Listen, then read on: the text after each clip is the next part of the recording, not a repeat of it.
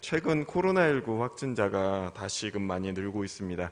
이 팬데믹 이후로 교회가 힘써 힘을 합하기 어려운 시대를 지내고 있죠. 저는 사실 재작년 2월에 이 기사 처음 터졌을 때요. 그래도 어느 정도 지나면 괜찮아지지 않을까 이 생각을 했었습니다. 그런데 이제 확진자가 폭발적으로 늘어나면서 우리의 생활은 많은 것이 제약받았고 삶의 터전에서 경제적, 환경적으로 큰 어려움을 겪게 되었습니다. 그리고요, 무엇보다 교회가 이 코로나19 방역수칙 적용으로 가장 엄격한 이제 시선을 받는 그런 공동체가 되었습니다. 우리 교회에는 그런 분이 없다고 믿지만요, 이 한국 교회의 많은 분들이 이 코로나 이후로 신앙의 회의를 느끼고 이 신앙생활을 축소하거나 포기하는 경우가 많아졌다고 합니다. 과연 하나님께서는 왜 감염병을 우리에게 허락하셔서 우리로 하여금 이처럼 연약한 가운데 놓이게 하셨을까요? 그리고 이러한 어려움 속에서 우리는 어떻게 믿음을 지키며 나아갈 수 있을까요? 사무엘상 2장 6절에서 8절을 보면요, 이 한나가 하나님의 역사하심을 다음과 같이 고백하는데 제가 읽어드리겠습니다. 여호와는 가난하게도 하시고 부하게도 하시며 낮추기도 하시고 높이기도 하시는도다.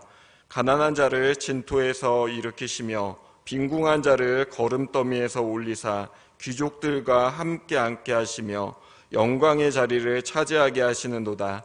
땅의 기둥들은 여호와의 것이라. 여호와께서 세계를 그것들 위에 세우셨도다. 이 말씀은 결국 하나님이 세상의 주권자이시다임을 고백하는 문구입니다. 즉, 이 코로나19의 환란도 결국은 하나님께서 허락하셨다는 일이죠.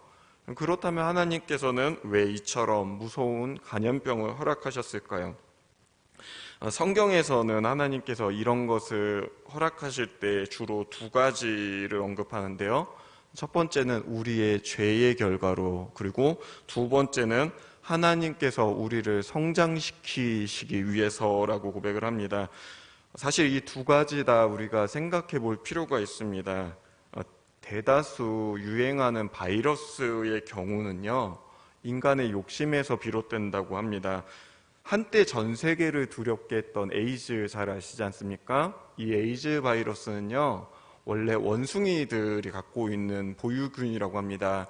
그런데 인간의 욕심으로 어떠한 일을 통해서 그 에이즈균이 혈액을 통해 들어왔고 무분별한 성행위, 그리고 2차적으로는 그 감염자가 수혈을 함으로써 전 세계에 팽창하는 일이 있었죠. 그리고 혹자는요, 이 코로나19에 대해서 이거는 원래 자연적으로 있다가 발견된 게 아니라 인위적으로 만들었다라고 의혹을 제기하는 사람도 있습니다. 그리고 반대쪽에서는요, 인간들의 무분별한 개발로 인해서 숨겨져 있던 바이러스가 우리 세계에 들어왔다라고 얘기하는데요. 전자든 후자든 결국은 우리의 욕심 때문에 나타난 것은 변함이 없습니다. 그리고 두 번째 경우, 만약 이 코로나를 통해서 하나님께서 누군가의 성장을 기대하고 계실지도 모릅니다. 근데 이 얘기를 꼭 남의 얘기로만 생각하시면 안 됩니다. 어쩌면 지금 바로 우리에게 원하시는 것이 있을 수도 있습니다.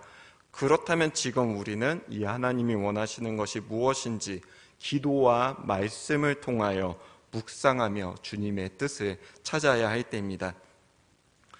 우리가 어려움을 겪으면 하나님의 뜻을 궁금해하지만 사실 다 명확하게 깨달을 수는 없습니다. 그러나 우리가 성경을 통해 분명하게 알 수 있는 한 가지가 있습니다. 그것이 무엇인가 하니 바로 하나님께서 우리를 구원하길 원하신다는 것입니다. 성경은 이를 위해 예수님을 보내주셨고 부활의 능력을 보이사 잠자는 자의 첫 열매가 되게 하셨다라고 증언합니다. 하나님은 우리가 모두 예수님을 믿어 부활에 동참하시기를 원하기 때문에 성령님을 보내주셔서 우리로 교회가 되게 하셨습니다. 따라서 우리는 그 구원의 은혜를 붙잡고 온전한 교회의 모습을 지켜가야 할 것입니다. 여러분, 신약 성경 읽으시면 복음서가 가장 앞에 위치해 있는 거 잘 알고 있지 않습니까? 그런데 이 신약 성경에서 사실 복음서가 제일 먼저 기록되진 않았습니다. 초대교회는 예수님께 직접 말씀을 들었고 예수님을 보았고 예수님의 기적을 보았기 때문에 특별한 기록이 없어도 그들 자신들이 예수님을 증거할 수 있었고요. 그 예수님을 예배하는데 아무런 어려움이 없었습니다. 그런데 이제 예수님을 겪은 증인들이 나이가 들거나 순교하거나 하면서 먼저 겪은 사람들이 너무나 적어지는 것입니다. 그래서 교회는 예수님을 전하기 위해 기록을 남겨야겠다라고 결단을 했고, 그로 인해서 오늘날 우리에게 주어지는 복음서가 기록되었습니다. 이 복음서가요, 예수님의 생애를 증거하는데 그 중에서도 가장 특별하게 강조하는 부분이 있습니다. 그것이 무엇이냐면 바로 예수님께서 부활하셨다라는 사실입니다. 그렇다면 성경은 왜 예수님의 부활하심을 이토록 중요하게 강조하셨을까요? 제자들이요, 예수님을 3년이나 따라다녔는데 그 당시에는 예수님의 가르침을 잘 알지 못했습니다. 자, 생각해 보세요. 이 수제자 베드로는 천방지축이었고 그나마 좀 성숙하고 사랑하는 제자라 불리던 요한, 그 형제 야고보, 예수님의 나는 우편에 앉겠다 좌편에 앉겠다 하면서 어머니의 치맛바람을 일으키지 않았습니까? 예수님과 함께였는데도 그들은 예수님의 말씀을 제대로 이해하지 못했고 성숙한 삶의 모습도 보이지 못했습니다. 그런 제자들이니 이 예수님이 십자가에 달려 돌아가셨을 때 뭘 할 수 있었겠습니까? 고향으로 돌아가는 것이죠. 특히 베드로는 예수님께서 잡혀가시던 날 괜히 공회까지 따라갔다가 엄한 사람들 앞에서 예수님을 3번이나 부인했고 어린아이 앞에서 예수님을 저주하기까지 했습니다. 그리고 고향으로 들어간 제자들 분명 이렇게 생각했을 것입니다. 우리 인생 꼬였다. 그들이 스승이라 모셨던 분이요, 로마의 권력자 빌라도에게 처형되었습니다. 그리고 갈릴리라는 동네가 생각보다 작은 동네이지 않습니까? 이미 그 동네 사람들이 다 자기들이 예수님의 제자임을 알고 있습니다. 애써 생업으로 돌아가서 살려고 하지만요, 이미 지난 시간들은 그들의 꼬리표가 되었습니다. 낙심, 실망, 그리고 큰 스트레스가 그들의 삶을 짓눌렀습니다. 그리고 그렇게 사흘의 시간이 흘러갔습니다. 그런데 몇몇 여인들이 제자들을 찾아와 예수님이 부활하셨다라고 증언했습니다. 도저히 받아들일 수 없는 말이었습니다. 차라리요, 예수님이 십자가에서 내려왔다라고 얘기를 했으면 제자들이 좀 더 그럴싸하게 생각했을 것입니다. 살아있을 때 예수님은요, 정말 놀라운 능력을 보이시던 분이지 않습니까? 그분이요, 근데 죽었습니다. 죽음은 모든 것의 끝입니다. 성경에 기록된 위대한 선지자들도요, 살아있을 때 큰 능력을 보였습니다. 모세도 다윗도 살아있을 때 위대했습니다. 영광은 산 자들의 것입니다. 그러나 위대한 조상이었던 아브라함도 죽었고 야곱도 죽었고 모세도 엘리사도 이사야도 예레미야도 모두 죽었습니다. 죽음은요, 그들의 영향력이 끝나는 순간입니다. 그런데요, 예수님도 죽었습니다. 그 예수님이 살아있다, 다시 살아나셨다라는 말을 들었을 때 죽음이 끝인데 그 죽음에서 어떻게 살아날 수 있겠는가라는 질문을 제자들은 가졌던 것입니다. 그러나 혹시나 하는 마음에 무덤을 찾아갔습니다. 무덤이 비어 있었습니다. 제자들의 무리가 모여 있을 때 부활하신 예수님께서 찾아오셨습니다. 이 예수님은요, 도마에게 친히 자신의 못자국을 보여주며 만지게 하셨습니다. 그분은 몸으로 부활하셨고 제자들과 함께 식사를 나누셨으며 이후 40일이나 제자들과 함께 하셨습니다. 그리고 그 40일 동안 부활하신 예수님께서 제자들에게 가르치신 말씀이 있습니다.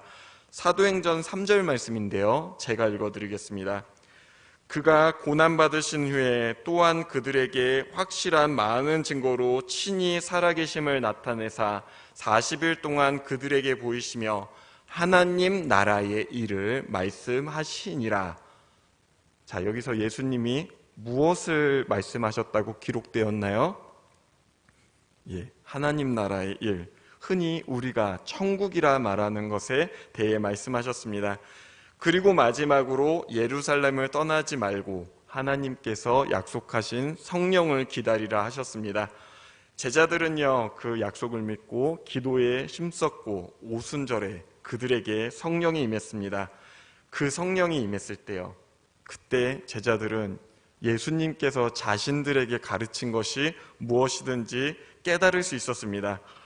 베드로는 군중 사이에 서서요, 담대하게 그 깨달은 것을 선포했습니다. 그리고 그 선포는 순식간에 3,000명이라는 숫자의 사람들의 마음을 움직였습니다.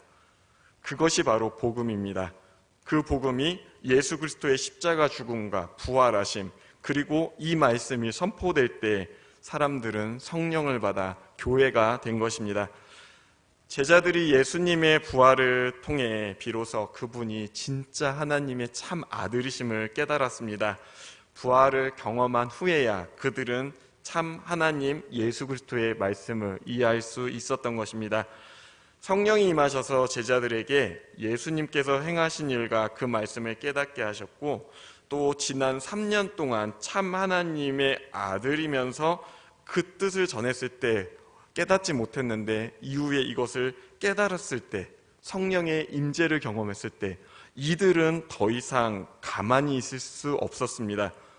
여러분, 성령 충만함을 받으면요, 사람이 가만히 있을 수 없습니다. 왜냐하면요, 그 감동이 너무나 크기 때문입니다. 그 감동을 전하는 것이 바로 우리의 생의 목적임을 깨닫기 때문입니다. 그래서 초대교회는 열심히 복음을 전했습니다. 부활이요 생명이신 예수님, 그분을 통해 얻게 되는 구원의 비밀, 곧 부활과 영생의 이 기쁨을요, 혼자만 간직할 수 없었던 것입니다. 영생의 영광이요, 이 땅의 것과 비할 수 없음을 알았기에 제자들은 생명다의 복음을 전했습니다. 그 복음이 사도 바울을 통해 고린도에 전해져 고린도 교회가 세워졌습니다. 오늘 본문 말씀, 이게 바로요, 이 사도 바울이 고린도 교회에 전하는 말씀인데요, 다시 한번 처음에 그 기쁨, 그 부활의 고백을 전하는 말씀입니다. 코로나19로 인해서 한국교회가 큰 타격을 입었습니다. 여러 가지 제약도 생겼지만 제가 개인적으로 가장 안타깝게 생각하는 것은요, 교회를 바라보는 눈이 좋지 않아졌다는 것입니다. 많은 분들이 이런 말씀 은근히 하십니다. 이제 어디 가서 내가 교회 다닌다라는 말하기도 부끄러운 지경입니다. 그러나 이런 어려움 속에서도 우리가 낙심하지 말아야 하는 이유가 있습니다. 그것이 무엇인가 하니 바로 우리는 부활의 은혜를 이미 받은 자라는 것입니다. 근데 사실 우리가 이 믿음을 잊고 살기 때문에 복음이 부끄럽고 내가 그리스도임이 부끄러울 때가 많은 것이죠. 물론 제가 여러분한테 딱 물어보면요, 아마 대다수는 이렇게 말씀하실 거예요. 아닌데요, 저 부활 믿는데요, 저 천국 갈 겁니다. 그렇습니다, 여러분. 부활 믿으십니까? 라고 질문하시면요, 대다수는 믿는다라고 대답하실 겁니다. 왜냐하면 우리는 교회에서 늘 구원의 확신을 가지자라고 배워왔기 때문이죠. 그러나 여러분, 우리의 진정성을 들여다보는 법은요, 크게 어렵지 않습니다. 그 예전에 인터넷에 그 심리 테스트가 굉장히 유행한 적이 있었는데요, 그 항목 중에 이런 항목이 있었습니다. 만약 내일이 이 세상의 마지막 날이라면 당신은 무엇을 하시겠습니까? 라는 질문인데요, 많은 분들이 이제 고민하면서 신중하게 답을 적으셨습니다. 이런 말이 제일 많았습니다. 자녀에게 사랑한다 말하겠다, 가족과 함께 하겠다, 내가 못 가본 곳에 여행을 가겠다, 여러 가지 답변들이었고요. 이제 마지막에 이 답변을 받은 심리 테스트가 이렇게 분석을 합니다. 당신이 답한 것이 바로 당신이 가장 하고 싶은 일입니다. 가장 하고 싶다라는 것은요, 우리의 마음에 중심이 있다는 것 아니겠습니까? 곧 우리의 진심이라는 뜻이죠. 그러나 대부분은요, 마지막이라는 질문을 받을 때 영생을 생각하지 않습니다. 인생을 정리하려고는 하지만 영생을 출발하려는 사람은요, 생각보다 많지 않습니다. 사랑하는 성도 여러분, 우리가 예수님을 주님으로 영접했다면 이미 거듭난 하나님의 자녀이며 그리스도의 부활에 동참하여 천국 백성이 되었음을 믿으시길 소망합니다. 부활 신앙을 가진 이들은요, 이 삶을 살아도 하나님 나라를 바라봅니다. 이 땅 너머의 소망을 보면서 자신의 환경, 처지와 상관없이 담대히 갈 길을 가고 그 가운데 선한 열매를 맺을 수 있습니다. 그것이 어떻게 가능합니까? 부활하신 예수님으로 말미암아 가능합니다. 하나님께서 허락하신 복음의 은혜를 누릴 때 우리가 이 상황과 삶을 넘어 주님의 영광을 나타낼 수 있습니다. 특별히요, 본문의 저자인 사도 바울이 그랬습니다. 그는 교회를 핍박하러 다메섹으로 가다가 부활하신 예수님을 만났습니다. 그에게 있어서는 너무나 충격적인 만남이었죠. 바울은 스테반의 죽음에 동조한 자였고 디모데전서에서 자신을 일컬을 때 죄인 중에 괴수다라고 말하는데요. 그만큼 교회를 심하게 핍박했고 박해했던 자였기 때문입니다. 그런 바울이 예수님을 만나고 나니까요, 위대한 선교사요 또 사도가 되었습니다. 오늘날 우리는요, 그를 위대하다 말하지만요, 사실 그의 삶은 늘 낮은 자리에 있었습니다. 남들보다 부지런했고 더 열심히 일했고 세계 곳곳을 누비며 복음을 전하고 교회를 세웠지만요, 그는 한 번도 그에 합당한 대가나 존경을 받지 못했습니다. 누명을 쓰고 억울하게 매를 맞고 온갖 핍박과 환란이 있었지만요, 그럼에도 그는 멈출 수가 없었습니다. 왜 그런 거 아니? 그는 부활하신 예수님을 만났기 때문입니다. 자, 오늘 본문 말씀 고린도전서는요, 고린도 교회에 보낸 바울의 편지입니다. 이 편지를 보낸 이유가요, 교회 안에 분쟁이 있었기 때문인데요, 소위 바울파, 아볼로파, 게바파, 그리스도파 이렇게 네 갈래로 찢어져서 분쟁이 있었습니다. 그리고 이 분쟁으로 인해 교회가 계속해서 병들어갔습니다. 이 편지를 쓸 때 이 분쟁을 어떻게 하면 해결할 수 있는가라고 고민해서 바울이 썼는데요, 편지 끝자락에 보면요, 이 분쟁을 우리가 어떻게 해결할 수 있는지, 우리가 어떻게 주님을 섬겨야 하는지에 대해서 고백하는데 그 관련 내용이 오늘 본문입니다. 특별히 고린도전서 15장 오늘 48절부터 읽었지만 47절부터 한번 저희가 한 절씩 교독하기 원합니다. 고린도전서 15장 47절에서 49절 말씀인데요, 한 절씩 제가 먼저 읽겠습니다. 첫 사람은 땅에서 났으니 흙에 속한 자이거니와 둘째 사람은 하늘에서 나셨느니라.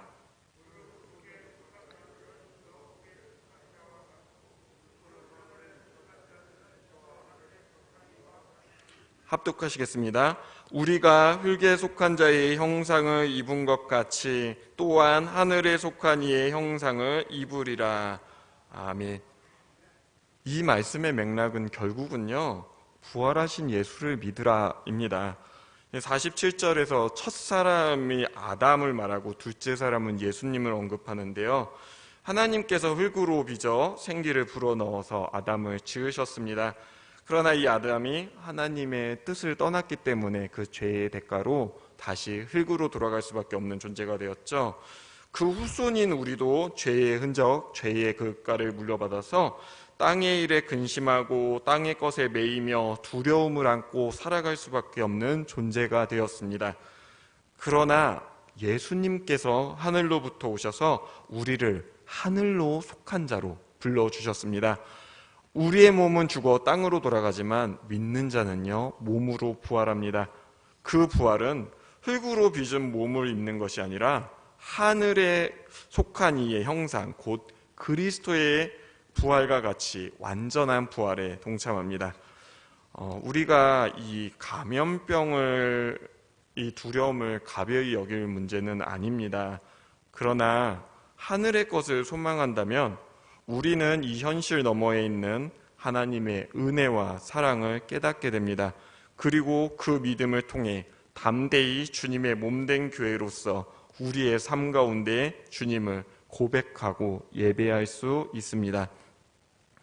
사도 바울이 결국 고린도 교회에게 그 분쟁의 핵심으로 말한 것, 이 부활신앙입니다. 부활하신 예수님을 바라봐라. 그러면은 우리가 바울 파면 어떻고 아볼로 파면 무엇이냐? 우리는 모두 하나님 나라에서 하나님 나라의 백성으로 만날 것이다. 그것이 이 편지의 고백인 것입니다. 그리고 이 고백은요, 사실 우리 교회의 정체성이고 우리 존재의 원동력입니다. 사랑하는 성도 여러분, 이 부활의 믿음을 가지시길 소망합니다. 그리고 코로나19의 이 어려움 속에서 우리가 바라봐야 할 하나님의 뜻도 분명합니다. 그것은 하나님께서 우리를 구원하시고 당신의 영원한 나라에 우리를 초대하기 원하신다는 것입니다. 하늘의 것을 소망하시길 축원합니다. 하나님의 크고 놀라운 은혜를 경험하며 상황과 환경을 넘어 참 믿음의 삶을 누리시길 원합니다. 주님이 우리를 사랑하십니다. 우리를 지켜주십니다. 우리와 함께 하십니다. 우리에게 새 힘을 부어주십니다. 주님의 부활의 능력을 우리에게도 허락하셨음을, 이미 우리가 그 부활의 능력에 참여하고 있음을 믿으시길 소망합니다. 그리고 하나님의 몸된 교회로서 예배와 섬김에 힘쓰는 저와 성도님들이 되시길 소망합니다. 기도하시겠습니다.